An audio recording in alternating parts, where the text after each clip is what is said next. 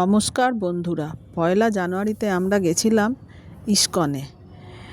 আমার মেয়ে তো যেতেই চায় না কোথাও, বলে ভিড় ভাট্টা, কিন্তু হঠাৎই ইস্কনের যাওয়ার ঠিক হলো।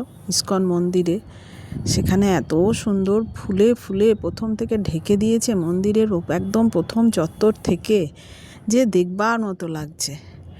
আর সেখানে সামনেটায় এত সুন্দর কেক, পেস্ট্রি এগুলো বিক্রি হচ্ছে।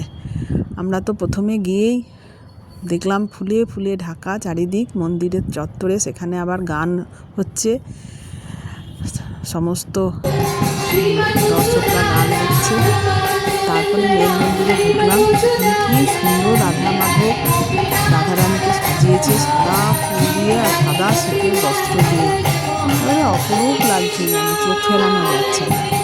সেখানেই আছে জগন্নাথ, বলরাম, সুভদ্রার মূর্তি। অদ্ভুত অদ্ভুত লাগছে।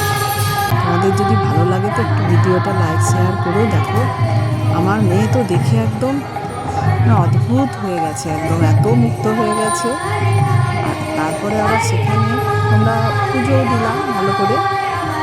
তারপরে লাগিয়েছে আবার, এই দেখো কি সুন্দর মূর্তি লাগছে, সাদা একদম ফুলে ফুলে ঢাকা। আর তার সাথে মন্দিরও এত সুন্দর, এখানকার ইস্কনের মন্দির, যে চোখ ফেরানো যায় না। কত রকম জিনিস যে বিক্রি হচ্ছে, গজা, লাড্ডু, কেক, পেস্ট্রি, অদ্ভুত সব তাদের স্বাদ, কি ভালো খেতে। তার মধ্যে আবার লাগিয়েছে খাবারের স্টল, সেটা দেখে তো আমার মেয়ে একেবারে লাফিয়ে উঠেছে। যুধিষ্ঠির, ভীম, অর্জুন, নকুল, সহদেব, এইগুলো সব স্টলের নাম দিয়েছে মহাভারতের চরিত্রের।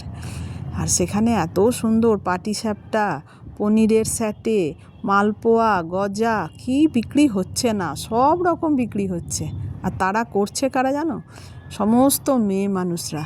এত ভালো লাগছে, সমস্ত তারা তিলক পরে সমস্ত মহিলারা সেখানে কাজ করছে, খাবার দিচ্ছে। দেখে এত ভালো লাগলো যে নারী স্বনির্ভর যে হতে পারে এইভাবে, এটা এখন সব জায়গাতেই চল হয়েছে।